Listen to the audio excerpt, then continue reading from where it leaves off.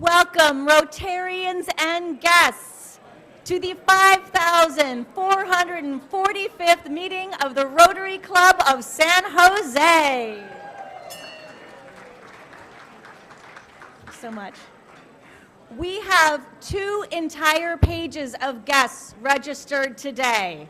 2 entire pages of guests to hear from, well, I'm sure all of us, but I know a lot of you are here to hear from Leah Toeniskoetter later on in the program. I really appreciate you being here. Yeah, we can give an applause for that.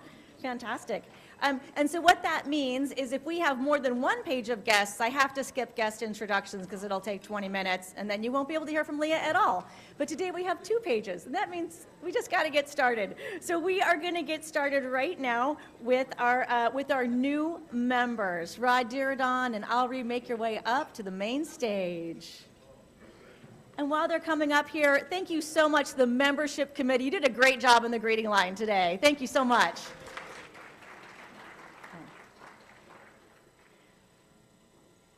I'm waiting for the little engine that could, Rod Diridon, to make his way up here with guest introductions.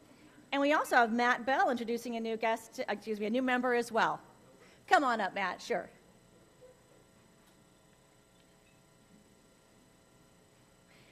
Ladies and gentlemen, Matt Bell. Thank you, President Heather. My first time saying that from the podium. Feels good. I'm so happy to introduce our newest member, Ireneo Mendoza. He's the Regional Director for Robert Half in the Bay Area. His 20-plus years of experience helping companies and candidates find the right talent and roles have helped him develop business relationships in Silicon Valley. Ireneo sits on the board of Mission College in Santa Clara, APEX, which stands for Asian Professionals for Excellence, and SMISA, which is the San Mateo Youth Softball Association. So very active in the community. During his copious free time, Ireneo coaches softball and basketball and recently won the California State Games in San Diego while coaching one of his 3 daughters. Please allow me and please welcome to Rotary, Ireneo Mendoza. Thank you, Matt. Thanks, everyone. Very excited to be here. I'll keep it short. I hope to talk to everyone later. Thank you. That was good. These people are well trained. Nicely done, nicely done. Let me go back. Rod Diridon, make your way to the main stage, please. Your wonderful new member introduction.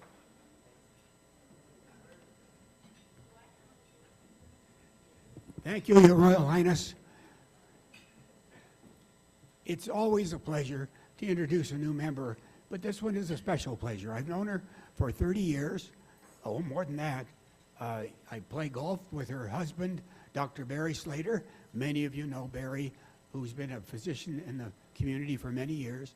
And Alri Middlebrook is a phenomenon. She lives and breathes sustainability. She has a program that she runs, a nonprofit program that she started years and years ago that teaches people how to run sustainable gardens. And it's now beginning to be considered by colleges to be added to their curriculum. And she is just a wonderful leader in terms of the best we can do to protect the future for our children. And I'm so proud that she's now a member of the Rotary Clubs. She has children, grandchildren, and so on. I don't have time to go through them all, but she may. So this is not doctor yet, but she should be, Alri Middlebrook.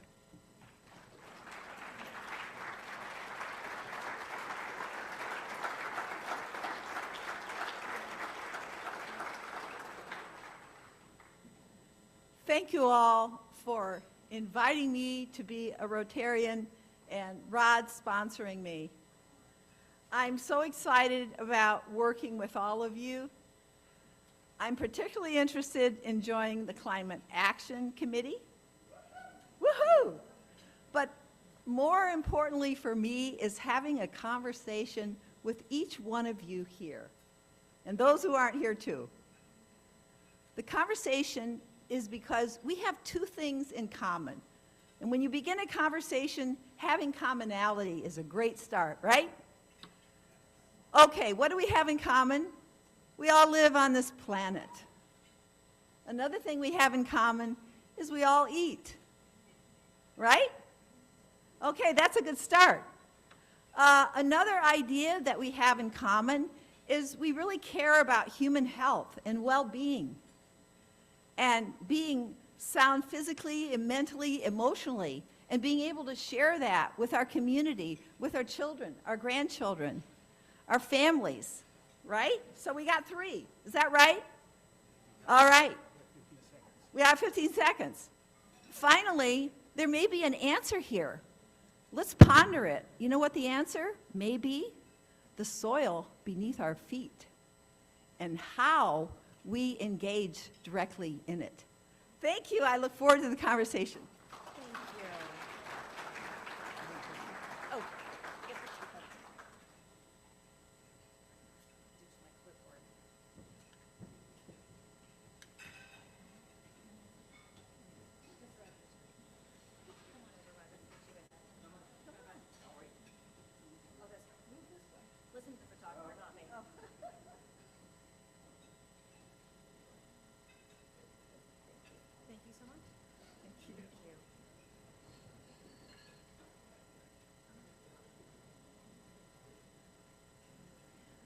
Matt, I wanted you to come back up with your new member. Let's grab a photo. We have plenty of time to do this properly.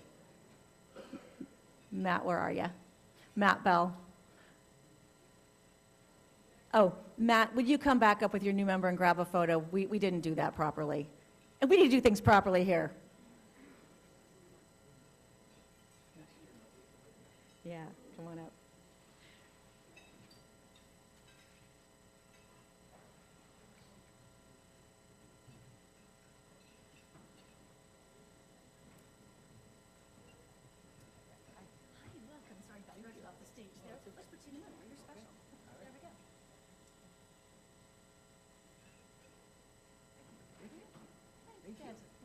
Thanks for coming back on up again. All right. Wonderful, wonderful. We're actually now so far ahead of schedule. Deanna Persai, may I have you come on up next? I have such a special treat for you. We started a new committee here, and I'm gonna stop talking and let Deanna tell you all about it, but it'll knock your socks off. Deanna. Sure, of course. Thank you so much. And yes, I am a member of the Climate Action Committee as well, and the San Jose State Committee, but today I'm so proud to represent our newest committee, one of our newest committees, which is the Rotary Neurodivergent Youth Empowerment Fund. And here to join me is Ryan Neal, who happens to be the grandson of our beloved David Neal. So the mission of this new committee is to allow youth with autism and other neurodiversities to express their authentic stories this inaugural year through artistic expression. So we kind of patterned this inaugural year after the Lee Weimers Committee. And with no further ado, I'm so proud to let Ryan share a bit of his story. He's been a major force in this inaugural year, and he is the proud grandson and UCLA college student, Mr. Ryan Neal.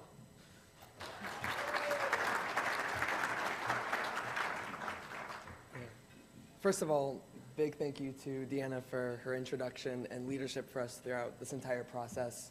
We would not be where we are today without her, so thank you. I'm Ryan Neal. Chances are you may know my grandfather, David. I'm a rising junior at UCLA, co-founder of the Bruin Neurodiversity Collective there, and a member of the 2024 cohort of the Chancellor's Leadership Academy. I'm a writer and a storyteller, and 18 years ago, my family feared I would never be able to talk. It was a shock to my entire family, including David, when I was diagnosed with autism 18 years ago. At the time, autism was largely defined by media and organizations as something to be grieved.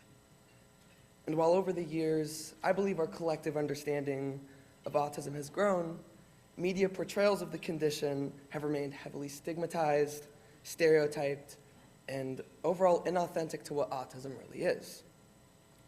Because of these portrayals, I was led to believe that autism was a bad thing, a condition that would hold me back from independence, success, and most importantly for me, meaningful relationships.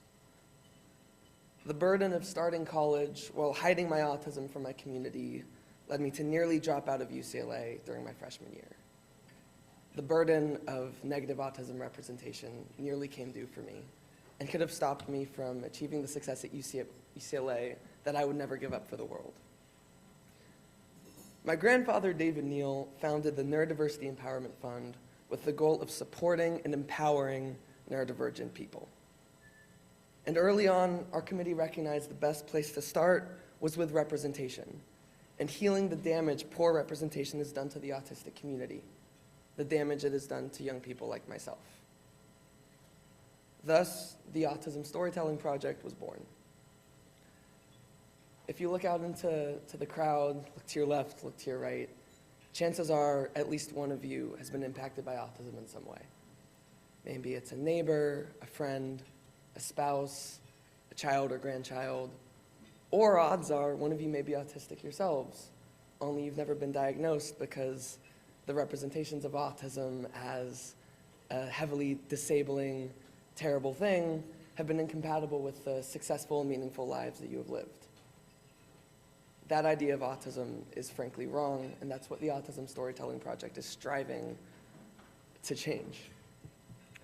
Over the last year, we've worked tirelessly to develop a mission statement, to create applications, to seek applicants who meet our goals and values, and to ultimately hand out $5,000 grants to incredibly talented autistic young people in the San Jose area, where they're able to use art and creative expression to share the reality of what autism really is, not the incredibly stigmatized and stereotyped version that we've seen on TV and media. So we can get into the slides. So we'll get the slides up, and we'll go through the winners, Yeah. perhaps. Our first winner is the incredibly talented Lucia Brickmont Vasquez. She's 17 years old. She's enrolling at San Jose State University, and she made incredible pieces of hand-drawn animation representing her autistic identity and the way that impacts her life. Next one. Next up, we have Beatrice. She's 22 years old. She's an incredibly talented painter and illustrator who described art as a conduit between the intricate nuances of her inner world and often overwhelming external reality. Next up, we have the incredibly talented Trevor, who at 24 represents his identity through sculpture and drawing. We were all touched with his personal statement where he said, "People mourn me as I'm standing right in front of them. They think that because verbal speech fails me, I don't experience the color bursting through the world." The Autism Storytelling Project is for folks like Trevor. Absolutely. We have Siddharth, a 22-year-old musician, brilliant musician, I should say, who views violinist music as his alternate autistic voice for expression. Finally, we have 17-year-old Izzy Tate Vieira, another brilliant painter, illustrator, and photographer whose art serves as a bridge between her world and her actual reality. So we are going to, exactly, do you have anything else? We're going to talk about our meet and greet in August. Okay, we're going to have a meet and greet at David's Spot in South San Jose on Sunday, August 25th from 12 to 2 to meet the artists. Please come. We will have more information in the Rotary newsletter. And a huge thank you to this inaugural year's committee members. We're always looking for more to join this beautiful committee. Sharad Gupta, Anna Riddell, David Neal, Christian Valencia, Creason Valencia, Julie Neal, Ryan Neal, and our newest member, Mr. Jim Cunning. Thank you so much.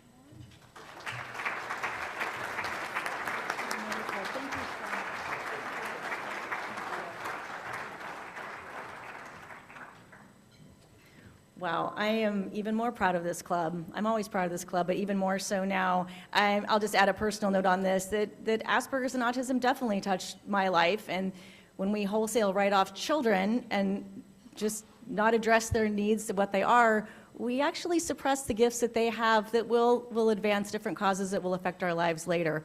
Might be solving different medical issues, it might be energy crisis, could be a lot of different things. So reach out there and support those kids. I'm smiling at you, Michelle Loxon, because I know you've got kids at Boys and Girls Club that you're supporting. Thank you for your work.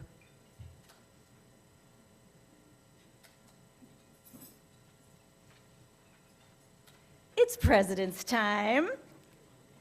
Alrighty, so we've got some exciting news. So in the last couple of weeks, we've launched the Membership Engagement Survey, and we have had an incredible response to this. I want to thank Jason Stein for your leadership on the membership survey. I want to thank Emily Robin for all the different touches that you added to make it really tight and really meaningful. And I want to thank Dr. Karen Philbrook, past President Karen. She's not here today, but her team actually allowed us to host this on a wonderful Qualtrics site, so you know the analysis is going to be good. So, survey says we have had over 147 responses to date. You guys, you usually get 20. So we've had 147 responses to date. And then we also had a little incentive in there where we said, hey, you know, we'll do a drawing, we'll do a drawing to see who could win those VIP Beach Boys tickets, and that is going to be Bill Schroe. Congratulations, Bill, on your winning of the VIP Beach Boys tickets, and staff will hook you up with those. All right, I have a really fun new thing to throw here. I am actually able to auction off 2 tickets to Broadway San Jose's touring production of Frozen, and this is from Carl and Mary Ann Salas. These aren't just your basic tickets. These are President Circle tickets, and these come with the VIP access, and you can pick any date you want during the run. So I'm going to do this very, very quickly. They have asked me to start this bid for these 2 VIP tickets. It comes with lanyards, and it looks like Mary Ann put a flamingo on one of them, and that's pretty darn cute. I think I'll just keep the flamingo, and you guys can have the lanyards. Kidding. All right, $150. Who's got $150? I got one over there. 150. Can you do 175? 175. 175. Got 175. 200 with back. 200. 200. 200.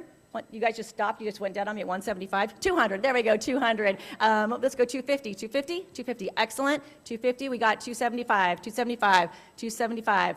Matt Bell, Matt Robin, am I doing a good job here? I'm doing a good job here. All right. Let's get some goats. No, kidding. All right, 275. I think I left off with Todd. 275, 275. All right, sold to Todd Trickell. Thank you so much.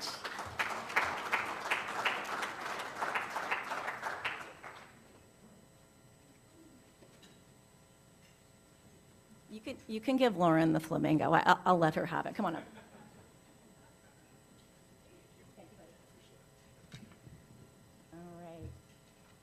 And in other fun news, don't forget that the fair is opening tomorrow. We have a few more pairs of tickets that are available. Most of them are spoken for, but if you make your way over to Torrey by the end of the meeting, see if you can grab your free pair of tickets donated by the Santa Clara County Fair.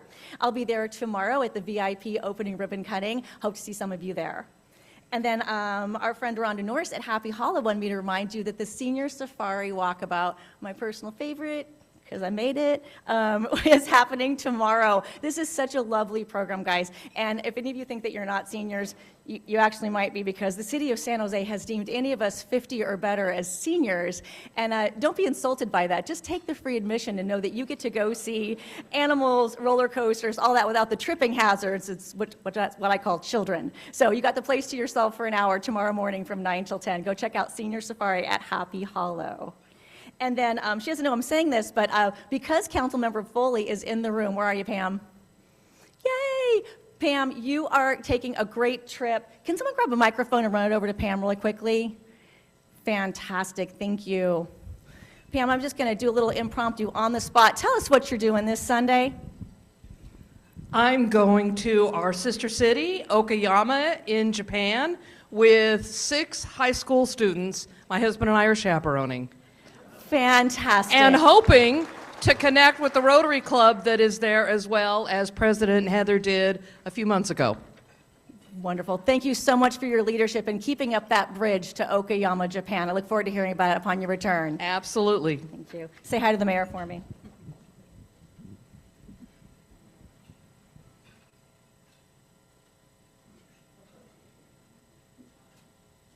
Without doing all the guest introductions, we are still ahead of schedule. So I'm going to start our program right now, which gives us more time to have conversation with Leah Toeniskoetter. Right now, I'd love for Megan Toeniskoetter to make her way to the main stage to do our introduction.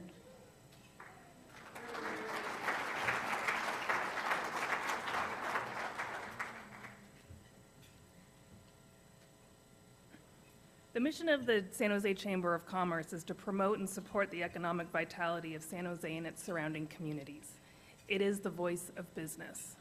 To be an effective voice, the Chamber needed a leader who can navigate the needs of businesses, large and small, to support those businesses, and, to advocate for policies that support those businesses and manage a member-driven organization. The San Jose Chamber found that leader in Leah Toeniskoetter, who brings 20 years of business policy and community leadership to the role. Leah grew up in the Santa Cruz Mountains. She attended Los Gatos High School, and she graduated from the University of Notre Dame. Go Irish. She served as a Peace Corps volunteer in Bolivia. She led a small business development program supporting women-owned businesses. Upon returning to the U.S., she worked at Comerica Bank as a credit analyst, first in Detroit and then back here in San Jose. She then worked at Toeniskoetter Development as a real estate development manager before her career took a turn towards the nonprofit sector, where she became the founding director of SPUR San Jose, expanding the urban planning and public policy organization into San Jose. And then most recently, she was the senior director at Deloitte, leading the corporate social responsibility across the Bay Area. Leah's many community engagements include, but are not limited to, the American Leadership Forum. She's a senior fellow with ALF Silicon Valley.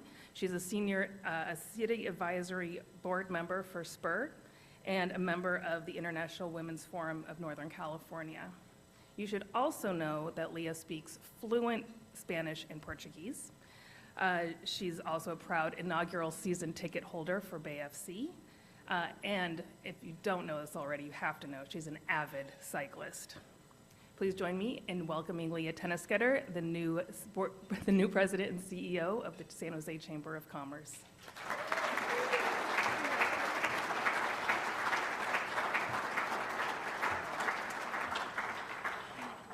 As Leah makes her, that is so sweet. Where was the camera during that? That was precious. As Leah makes her way to the stage, we're gonna do this conversation style, which was Leah's request, and I'm thrilled to be in conversation with her today.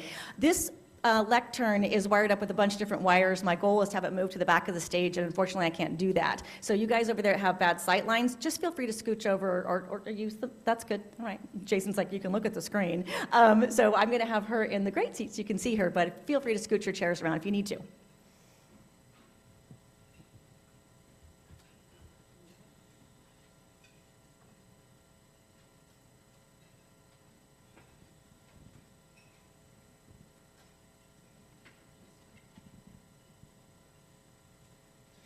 Do I hit the clicker for the slides? Question for, maybe they're getting them up. We do have a few slides, but we didn't overslide. There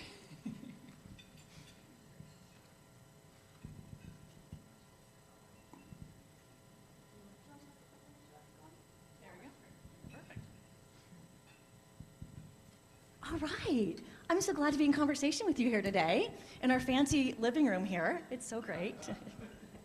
So I want to start with something really soft and easy. So when you're not working or volunteering, where can we find you? I think Megan kind of hit it. I'm usually on my bike. I love California. I love the Bay Area. I love that I can go from here, San Jose, urban, through 4 different ecosystems to get to the coast and come back. I just find that precious and spend a lot of time there. Wonderful. Did you ever make it up to that Bay Trail past our little place in Sausalito? I have. Excellent. Nice. I'll wave to you. I didn't I'll know wave you to had you. a place, so Yeah. I'll be there next weekend. We'll invite you over for brunch when you're done with your 50 miles. Okay. When you started in January, you were the 3rd CEO with 2 interim CEOs in between in 3.5 years. And that isn't an easy starting place. So why did you take the role? I think, as Megan was kind of sharing, I've been involved with the community and cared about San Jose since I moved back here after being out of state for a couple of those other roles. I've lived in Japantown for 17 years and have always known the San Jose Chamber of Commerce to be a strong organization and a voice for business.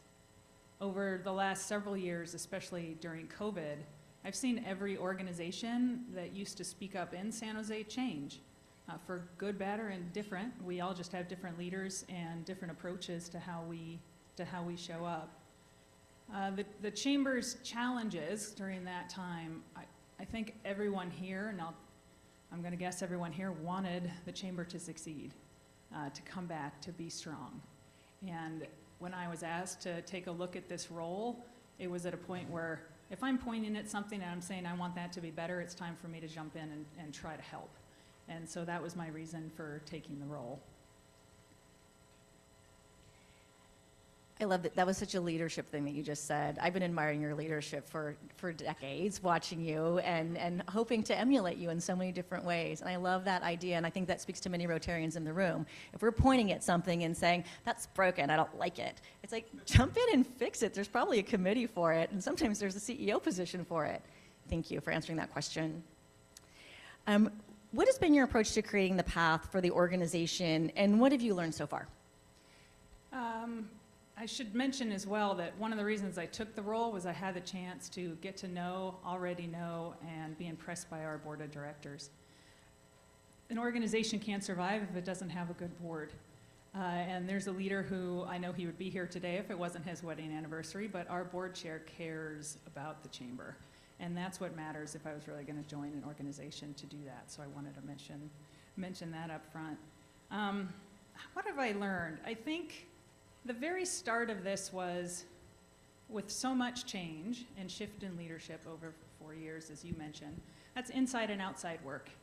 That's going to be, how is the organization functioning? What else do we need to do? How do we need to support the staffs there or rebuild the staff that's there? And then externally, what does business need?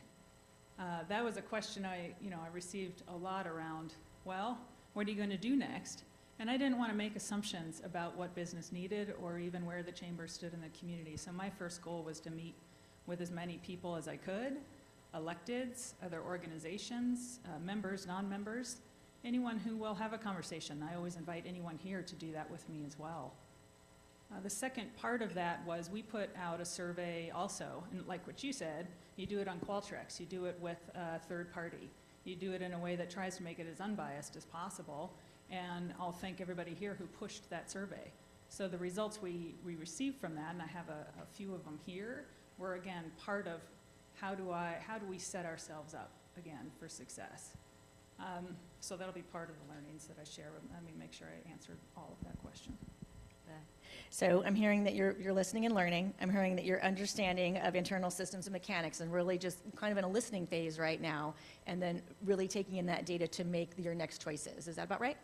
Yes, though we do have some of the responses and feedback has landed. We are evaluating it now, and we'll do a little bit of a bigger story at some point. But there were two parts to these questions that we wanted to understand. One is, what are the external factors that are impacting your business? Let me just make sure I understand that from a practical sense. And then what is it that you need as a business to do better? What is it you're looking for? We're having a conversation at our table around, we were looking for leadership opportunities. We wanted programs and support on how we could be scaling and building our business. So I needed to know both of those aspects because that's what the chamber does. We should be supporting your business literally in what do you need to scale and succeed, and we should be understanding what the challenges are in business so that we can be advocating at City Hall and other levels of government. So we did it in 4 languages with purpose and intent because we do have a very diverse community. Third-party base, we did it in partnership with the Business Journal. It also helped push it out. And again, thank you to every organization we worked with that helped to make sure that we hit as many parts of our community as possible. So I'll speak to a couple of these if you don't mind. Some of the challenges that were raised, this won't surprise you. And there was a probably list of 15 that you could have selected for this. State of the economy and inflation, that's just going to go for par for the course in terms of where we are. We don't have as much control over that. That affordable housing was so high doesn't surprise me, but it really affirmed where we need to be spending our time and understanding. It goes right along with the cost of wages. So this is backed up in every conversation I had. It won't be a surprise here, but one story I had yesterday was, well, we have an office in Campbell, and we might open in the East Bay because people can work or they can live in communities outside of Oakland and San Ramon and otherwise. So that's kind of a serious decision for business to make, to leave this area so that they can locate themselves closer to where people can afford to live. So that's high on our list and very apparent to us. What was interesting too is that one-on-one conversations with business owners always bring up property damage, crime, and safety. So I know this is an initiative and a force of the mayor's as well, but the amount of property damage that comes to a small business, like my bike shop on the Alameda said we were broken into 6 times when we changed hands. That's retail theft. That's when you think of insurance and all the other impacts that comes. Our building on the corner of West Santa Clara and Market, same. We've had our windows bashed and graffiti and all the other parts. Large companies who say, I have to hire a security guard now. It's a whole other expense I didn't know. And make sure my employees are walked to their cars. Not new stories, but also a voice that we're going to continue to raise just to make sure that it's really well known that how much this impacts business. I just want to mention that I was kind of surprised that hybrid work didn't show up on a major concern list for folks, nor did lack of foot traffic. Of course, that's going to depend on who filled out the survey, but I thought some of those would be tied in.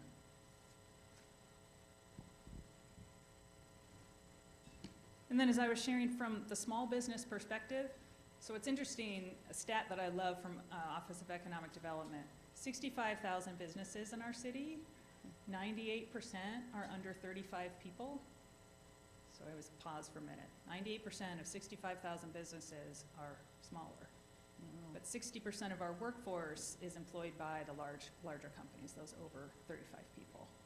So they're totally different needs, and a chamber needs to be able to accommodate both. So the last list was a little bit around, probably closer to, it affects everybody, but some of it closer to larger companies.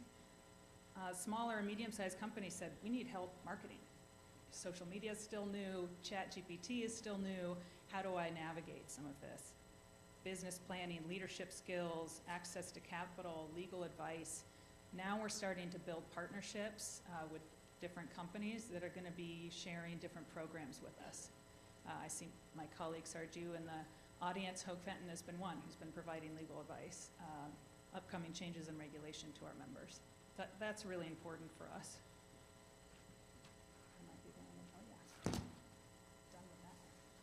That was 3 to 5, right? Done with that one.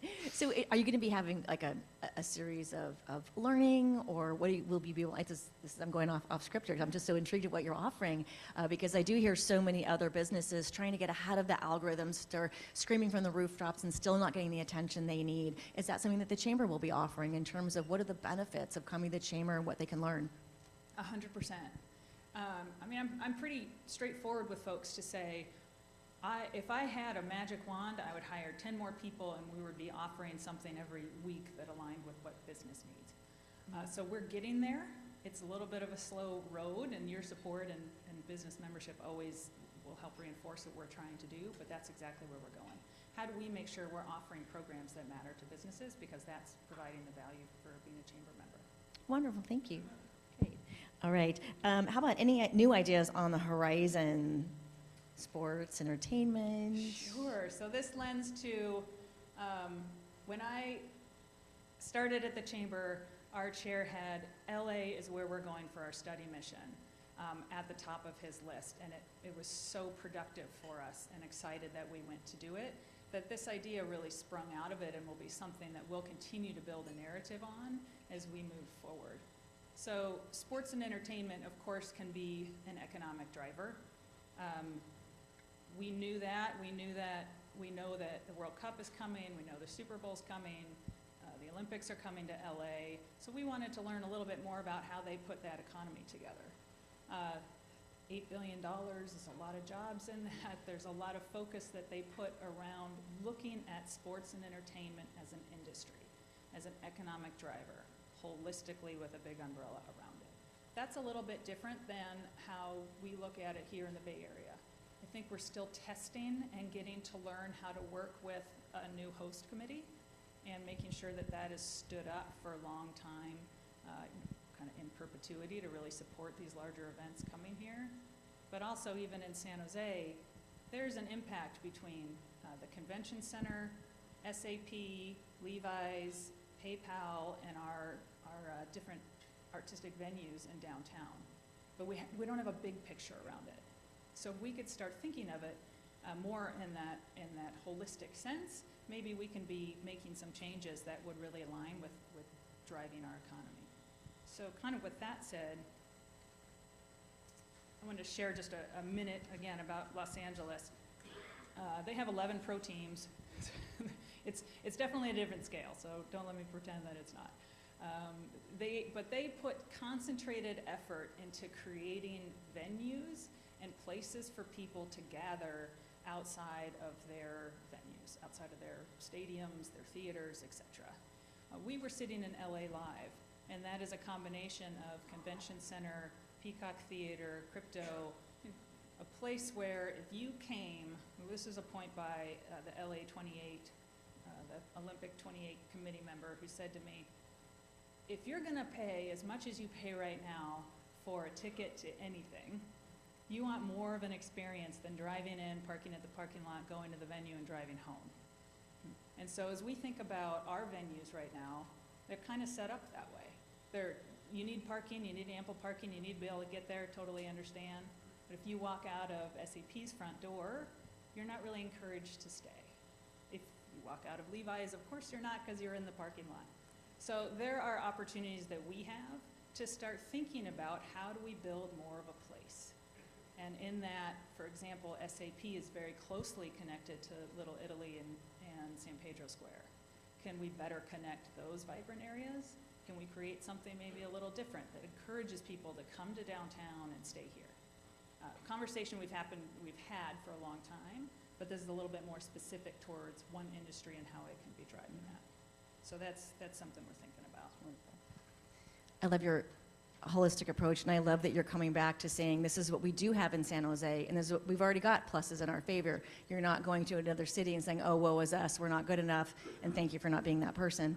I just love that you are a San Jose fangirl and that you're looking at what we have. We already have so many things. It's just a little bit of more fascia, as I would call it, some connective tissue. So thank you for that question. The Chamber and Rotary have long held common values and leaders. You see many of them in the room here. How do you see that connection? I was thinking about this kind of also starting with our chair, who's a very dedicated Rotarian, who I met when I was in Rotaract. So if we think of the different levels of Rotary, when I first moved here, it was kind of the junior Rotary is Rotaract, and that's where I met Nicholas Adams. From there, one of my first experiences was Leadership San Jose. So that's a chamber program. And so Wait, were you in the best class ever? I sure was. Okay, great. Yeah, I was ALF too. Class Yeah, too yeah, is yeah. also best class ever.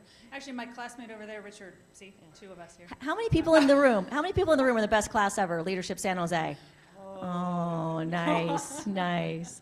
For those that don't know, if you go through the Leadership San Jose program, no matter what class you're in the best class ever, and it's our long-standing little secret handshake.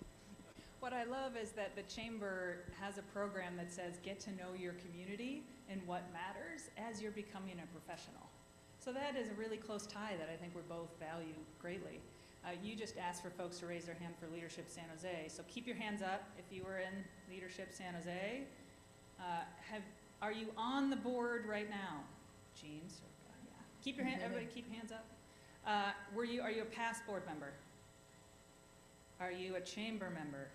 I mean, it'll get the whole room at some point.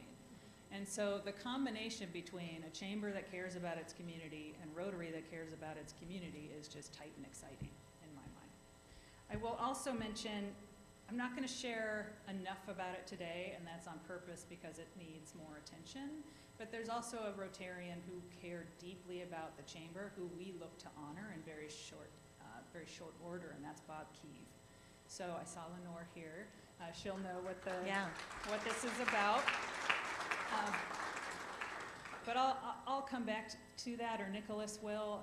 I think we're going to honor him in a wonderful way for his caring for the chamber and caring for our location in downtown and just where we sit and how we look. Wonderful. Once again, and you're committed to downtown. The building's right there, and it was wonderful. This is, what's important for the supporters of the chamber to understand? Like, what do we need to know here in the room about the chamber? I mean, I think we have actually, let me just interrupt my own question. We have 2 pages of guests here, so clearly there's intrigue. So, setting you up. Absolutely. I mean, what to know about the chamber? One, I just ask for people's patience for a little bit. We're rebuilding an organization, and we're going to get there, and I have the vision to do it, and I know we can, and it's just going to take a little bit of time for us to do that. So I always appreciate, come to me with ideas about what the chamber can do. I love it even more if you come with what the chamber can do, and here's how I can help you do it. That's some of what I ask for right now, and the amount of volunteerism and support I've gotten, and that has been overwhelming. So that's why I'm driven to do what we do. I know in the past, you know, there's usually been the pack barbecue. And so what's one of the first questions I usually get? Are you starting a pack? No, I have no intention at this moment of starting a pack. Our goal right now, thank you. One person like that. 2. Usually when it's a one-on-one conversation, the trepidation is around how you're going to act politically. So don't intend to do that at the moment. Our barbecue completely supports the chamber. So I just want folks to know that, because it's often been known as the pack barbecue. But the barbecue now is, how do we get the chamber back up and running? It's you coming. So this is a complete advertisement, just right out there straight for you. If you don't have tickets yet, please come. If you've thought about sponsoring, please let me know. Thank you so much. That's wonderful. How do you see the landscape for businesses across our region? Sometimes we get, okay, here's San Jose, but we're really a region, we're an area, things spill over even across county lines. Tell us a little bit more about business in the region. As I see it right now, you know, we've had 2 regional organizations that are shifting between the leadership group, Silicon Valley Leadership Group, and the Bay Area Council, and their discussions about merger. So if that happens, that is a regional organization that will have a higher voice for, I think, larger businesses in particular at the state and national level. I think in terms of how we work as a region, there's something that I appreciate is that there's a Silicon Valley coalition of chambers, so we work together pretty closely. The challenges seem to be very similar. It won't surprise anyone. Lack of housing, homelessness, crime, etc., reverberate through every community. If I just look at my last job, I worked between San Francisco and San Jose.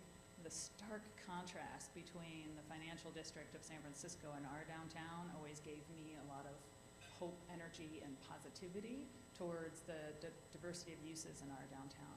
So I would say anywhere where you had such a high concentration of now remote workers is struggling.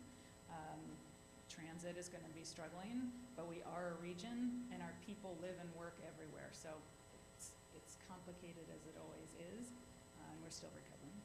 That's great. Anything that surprised you the most since taking this role? I mean, I knew you knew it was going to be challenging.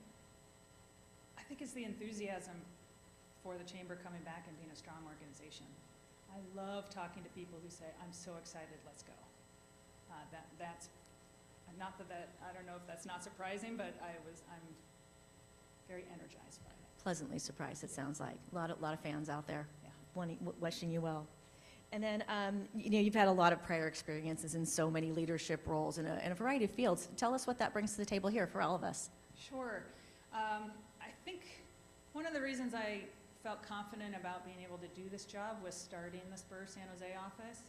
A little bit different in that that's an established organization that had a strong grounding already, and so it was building on what was there. But knowing, I mean, that was a 4.5-year establishment.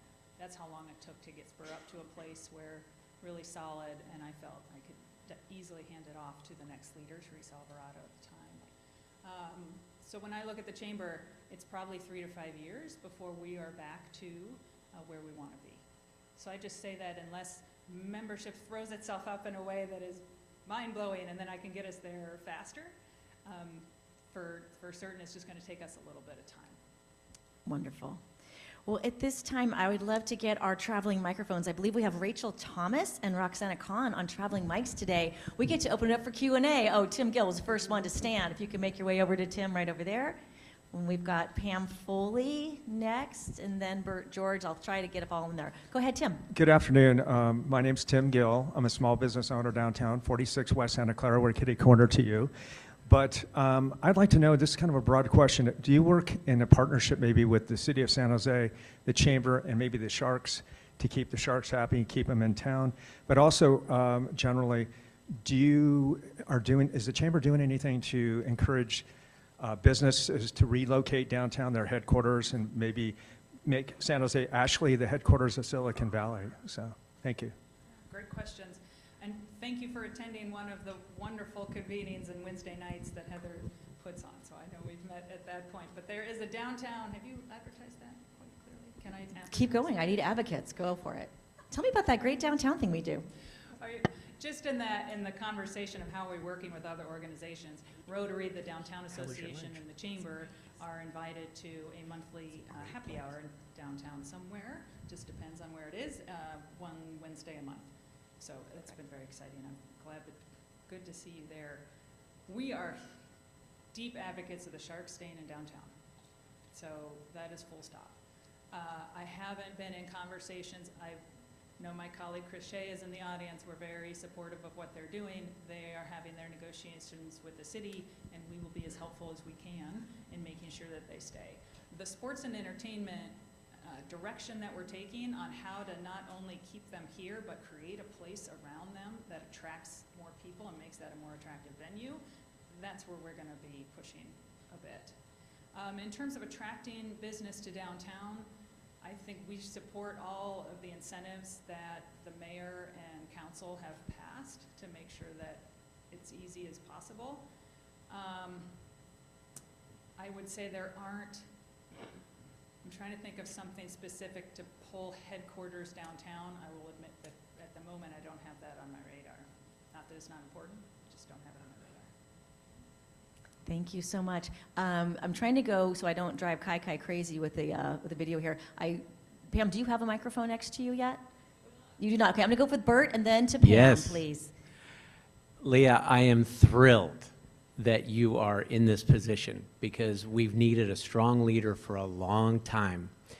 As Joseph George distributor, we have been a member of the chamber, I believe, since, hopefully we've paid our bills, since 1940. 84 years with the chamber, and I am absolutely thrilled at the direction you're going to take us in, because you're going to bring us back to where we were. And starting with that barbecue you mentioned, that is the funnest event. We used to have 1,000 people, 1,100 people at that event, and I hope everyone in this room joins us for that, because it is so fun to be a part of. Congratulations. Thank you, Bert. How's that for a question? Leah, before I go to Pam's question, will you remind us of the date of the barbecue? August 22nd. August 22nd. And Wonderful. Joseph George Wines will be there and is supporting us. So Great. Then definitely have good wine. I think that's the bait right there. The Rotarians just follow that like a little trail of ants. All right. Thank you, Bert. All right, Pam Foley. Hi there. Thank you, Leah, for that presentation. That was really informative, but I have a question for you regarding leadership and leadership training.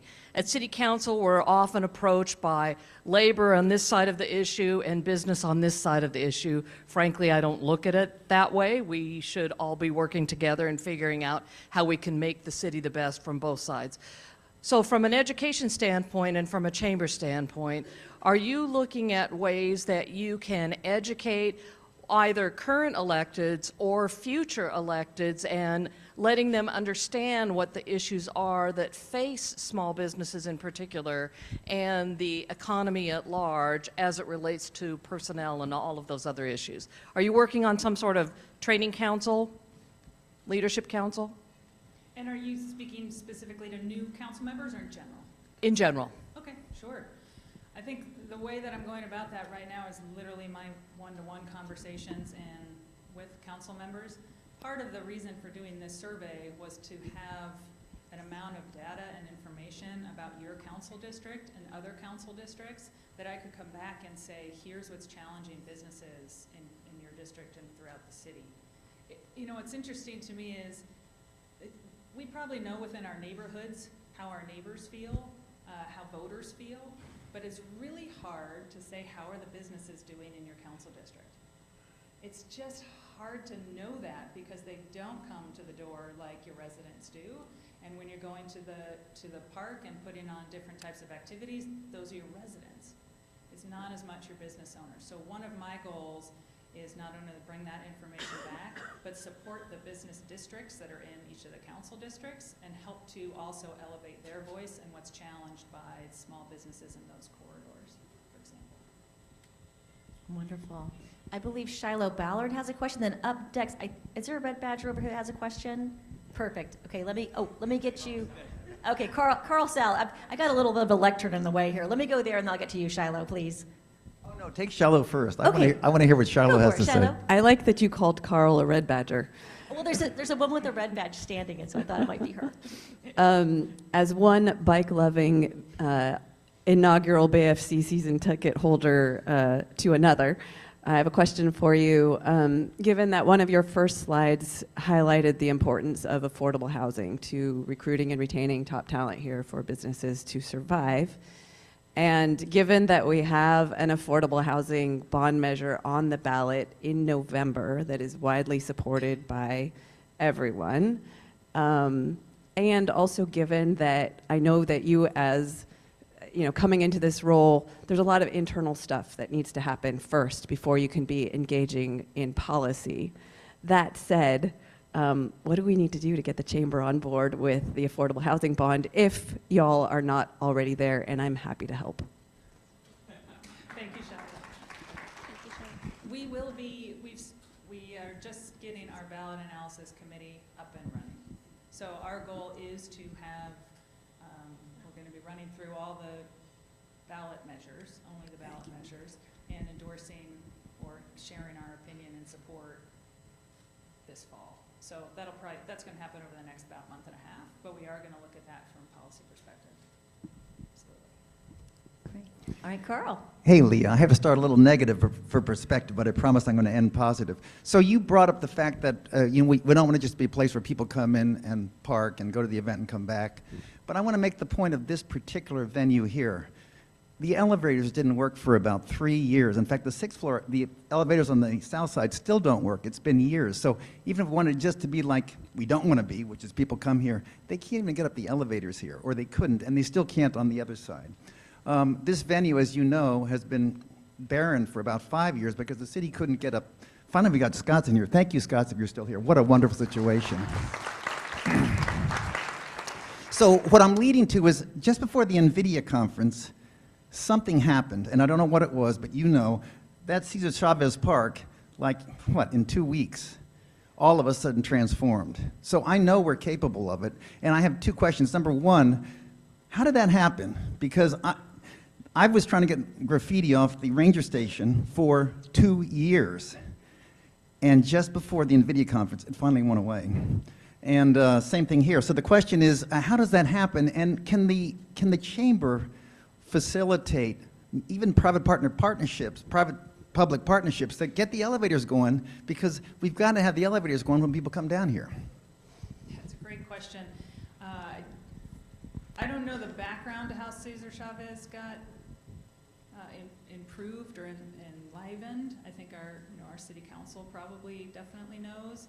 I know that it was private-public. As I remember, Jay Paul was a big investor in making sure that happened. So I'd have to understand that a little bit more, but I will say I think my colleague Alex Statinsky is in the audience as well in the back. And Alex and I work really closely together in how can we improve downtown. So I can definitely tell you the conversations are happening there, and wherever we can combine efforts, we absolutely do, and that's part of growing back. Okay. All righty. Rod Dirdon. This place is overrun with tennis getters. Yes. Now, you can't have too many, so that's a good sign.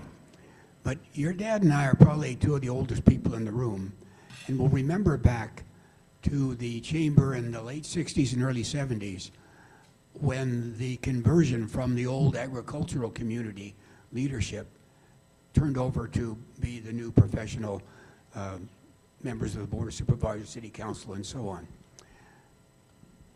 The catalyst during that time was the chamber. The president of the chamber, as soon as he left the city council, was Ron James. Past president of the Rotary, president of the chamber for many, many years. And then following him was Steve Tedesco for many, many years. He had about 20, 25 years of tested political experience leading the chamber. And what I might say, a progressive, moderate political attitude. They're both Republicans, and they're both very concerned about the community and business.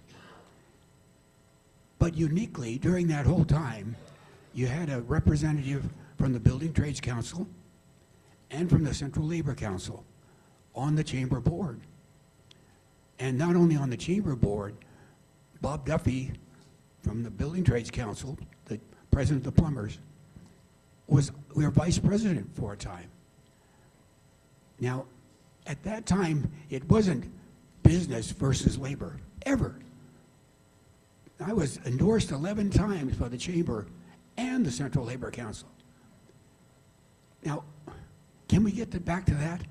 It's terrible distracting, and I think it's part of the reason why the chamber is in trouble now. That business against labor attitude was so strong for a while. If we can get back to business and labor rarely disagree. They want jobs. They want commerce. Only once in a while is there a disagreement, and when that happens, you Thank go you, your Rod. separate Let me way. let Leah answer that question. Thank you. Can we get there? Sure. I appreciate that question. It's something that I've thought about. I consider myself more of a collaborator and a convening type of leader. So that means I've reached out to, and Labor's reached out to me, and we've had conversations and continue to see if we can find out where we can work together. Just like you say, Rod, better business, more jobs. We both have those goals. We both want BART to come to downtown, so we're going to continue to support that. There are places where we align, and I'm hopeful that we move to the direction of we can align there together, and let's figure that out early on and do something together. So I agree with you. Great, thank you. I've got 1 minute left. Matt Bell, make it quick and make it a quick answer. So thank you, Rod, for that softball question you just asked Leah. Also, just I want to echo the comments about the tennis getters here. Our community would be so much poorer, not just the built environment, but nonprofits, everyone alike, without this family in this room. So thank you all very much. But just so in the next, we're going to be patient. We want to see what you're going to do, what impact you're going to have. But in the next year or two, what do you think are the most urgent things, or where the chamber can make the biggest impact? One or two things where you think we're going to really go, wow, look at Leah and look at the chamber go. Thank you for that's almost harder than Rod's question for me, because there's so many things that I want to do. So the list that came into my mind was extremely long. I would say if we could get a study funded on sports and entertainment and understand that economic driver better, to me, that would really start to offer some direction. I would love to know what the top revenue producing businesses are in our city so that we can understand that, attract more of it, make it easier for those types of businesses to be here. So that to me would be clarifying and a drive for me. I think secondly, it would be, are we offering the programs that build membership? So I want to see the partnerships that we've put together. How does our calendar build out? It sounds fairly mundane, but how much are we offering our members? I want to see that double, tripling within a year. Thank you so much. I got to wrap it up here. We got it. We got it. We're doing something. Ladies and gentlemen, Leah Toeniskoetter.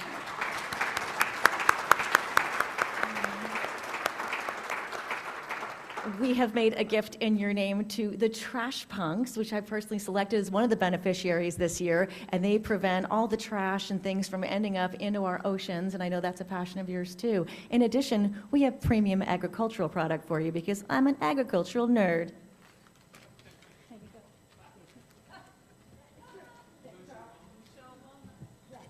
Super premium, yeah. Let's grab a quick photo, and then I'll give you my final thoughts.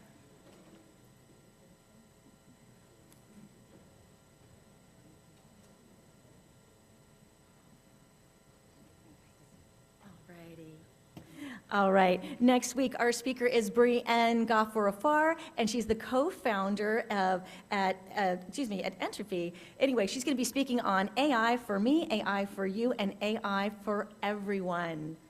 And then final thoughts, as I've got just under 30 seconds left here. I want to say thank you so much to everyone today who purchased lunch. When you purchase lunch here in the room, you're eating on real china, you're eating on real silver. There are no trash cans lining the room in the back of the room. We used to have 4 of them, and they were overflowingly full every time. Thank you so much. And thank you to Scott's Seafood.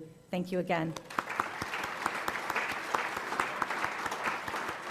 As a reminder, our lunch orders are up. They're up by 11 on Thursday. You don't have to skid in sideways on Monday. Order your lunch in advance. It's super easy to do. And they set up by 11:30, so you don't have to actually wait in line. Get here a little bit early, enjoy some camaraderie, and we are adjourned.